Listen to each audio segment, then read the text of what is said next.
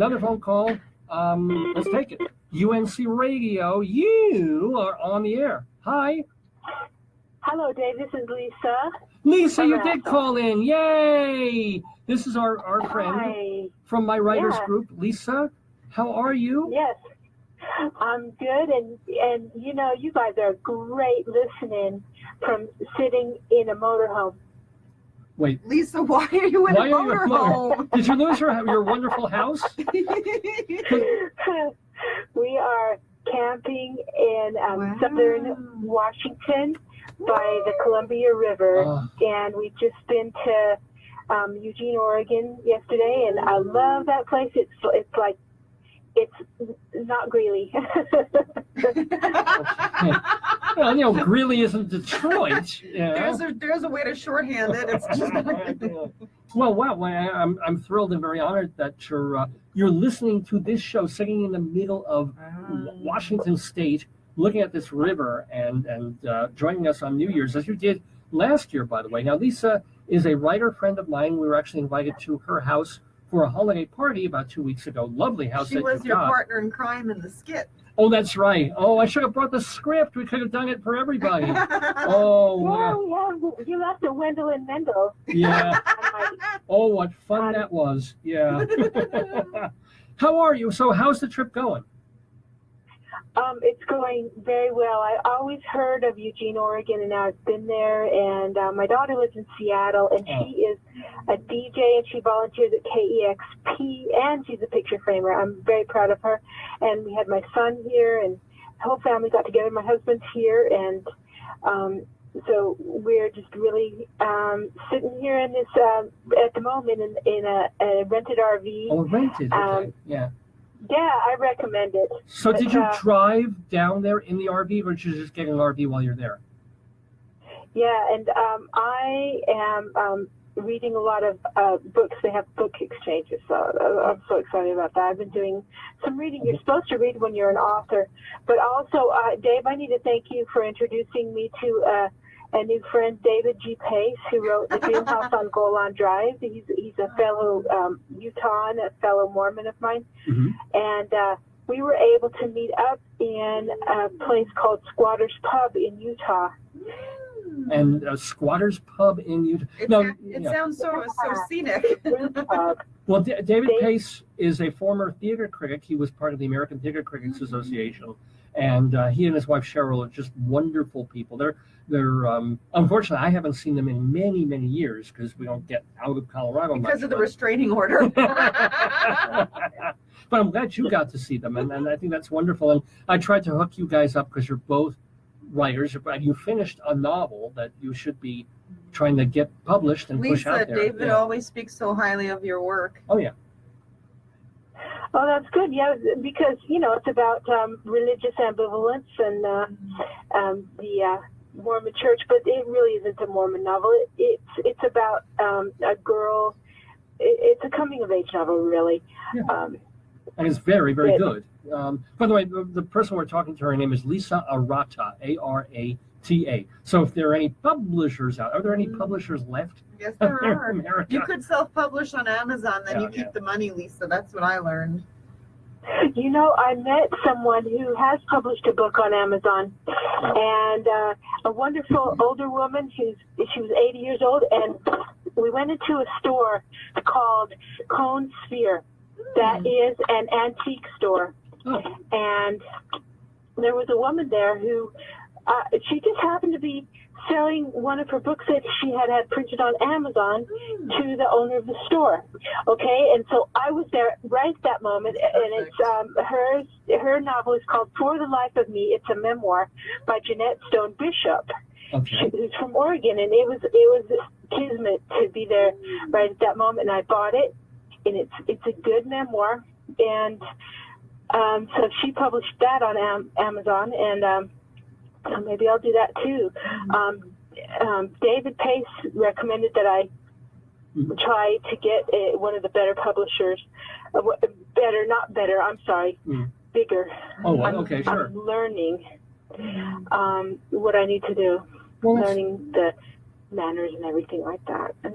Well, cool. And it's always a pleasure to read your work when we have our writers group. And I'm not going to ask you about what you're working on now because writers don't like to give that away until they're well into something or finished with something. That's right. It takes the energy out of it. But you also do the plastic arts. You also physically make artistic things. So what have you been working on in that? Lisa, I'm curious as to why you'd never make a potato as David. Have you ever thought of doing potato-based art? Potato-based art. Oh man, I love to eat them and talk about them. I think about them a lot. Potatoes. Potato's not very happy to hear that, I'm afraid. But so are you? By the way, are you listening to us on the our stream, or are you watching us on Facebook? On Facebook. Oh, cool. So you saw.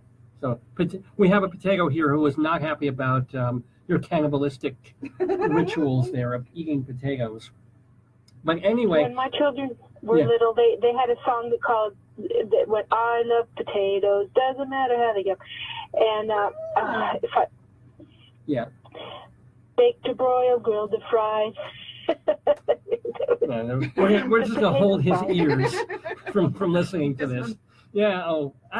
Yeah. We also have a little baby Papito here who's making noise to Lisa. You can. Well, no, you also want to talk to Lisa. Sing songs about broiling and baking potatoes. I think we all have to fulfill our destiny, you know. Potato. Well, who knows? I always think that maybe there's people from outer space and things we can't see, can't imagine, and that when we die, it's like we're eaten by them. Oh God, David! They suck our souls dry. They suck all our marrow out, and we're food for beings that we can't see. It's called from Mother Earth, I think. Well, it could be. You never know. Maybe cancer is just how they get us to die. They fatten us up with cancer. I don't know. That would be no. You wouldn't get that. Maybe not. Yeah. You know what? I feel obligated to plug, talking about visual arts, Madison and Maine Gallery, Cooperative Gallery in Greeley. Yeah. Shameless plug. Oh, are you there right now? No, she's not there. Madison and Maine is the one. I know. I'm saying, is there art there right now? Do you have anything hanging there? Yeah, I have art there. I have goat's milk soap. This is Lisa Arata goat's milk soap. But also, we have Dan Augenstein. We have Madison and Maine Gallery Facebook page. Shameless plug. Yeah, sure. It's on 16th Street and what is it? Like 16th and 10th, would you say? Yeah.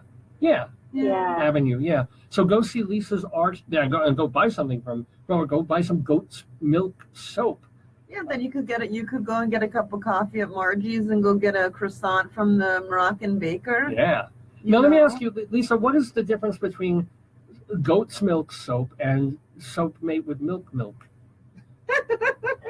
Like cow titty milk. I'll tell you what. It's the long chain triglyceride fatty acids. The goat's milk is just so much more creamy. Although the taste of goat's milk compared to cow's milk is like goat sweat. If you've ever smelled a goat, it's very. Lisa, he's horrified. He looks like he's in shock. He's like, "What is she talking about?" Well, no, but they use goat milk for yogurt. They use goat milk for milk, and it doesn't. It tastes like sweat. I'm not trying that. It's goat sweat. I want to taste goat sweat. David, you watch Lisa. He watches Dr. Pole. So imagine Dr. Pole out looking at a sweaty goat. Yeah, well, I don't like ice cream. I don't want to smell a goat and go out and smell a cow, and that's the difference in the taste and the. But in soap. So when you cover yourself in goat milk soap, do you smell like a sweaty goat? Not with my soap. I know. I'm wondering why. Do you put like different fragrances or like different essential oils, or what do you do, Lisa? Yeah, you get the very healthy essential oils made from natural things. Well, maybe you wouldn't need those if you weren't putting stinky goat milk into soap. Maybe you use proper milk. You wouldn't need like essence of frankincense and myrrh to cover up the smell of a sweaty old goat.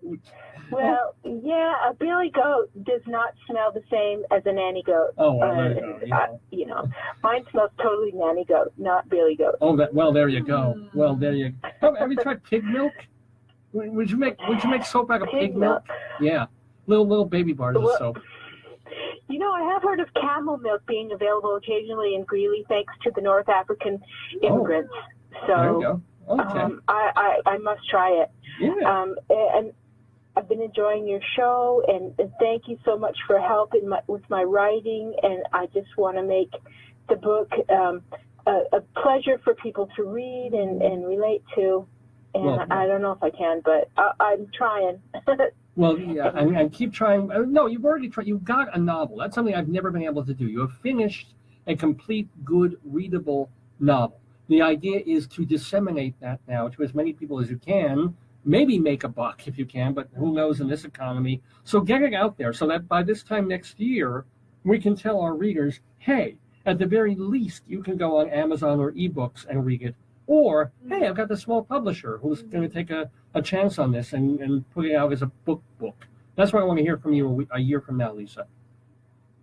You know, Chaim Potok, the great Jewish writer, wrote I Am Asher Lev. Yeah.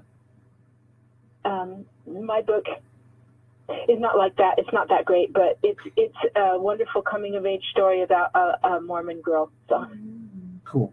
Well, thank you for coming of age with us into the age of 2018, almost. Lisa Arata, have a wonderful Thank trip. you. Safe home. Enjoy your motor lodge home thing that you're staying in. So it's a Right. motor home It's an lodge. RV, a recreational vehicle. Is it Okay. If you see Uncle Yeah, Grandpa, shalom, and I'm enjoying your show tonight. It's lots of fun. bye-bye. Have a great one. Thanks, Lisa. Lisa Arata calling into the neighborhood on our New Year's Eve broadcast. It's just about 11:30